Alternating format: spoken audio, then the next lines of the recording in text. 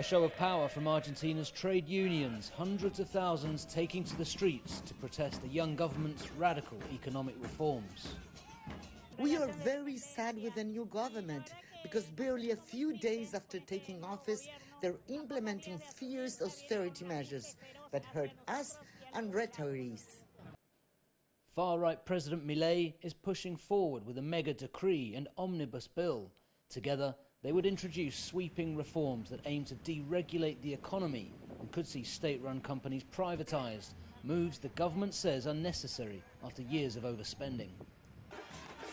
Strike action was held across the country. The government's proposed reforms impact regional economies and individual sectors. Less than 2 months into his presidency, Javier Milei has already faced his first national strike, the first called by trade unions since 2019. Medical workers say they are already feeling the impact of austerity measures, and the proposed laws would increase the costs of medicine. In the health sector, we see that there are several aspects of the reforms that hurt workers, but also patients too.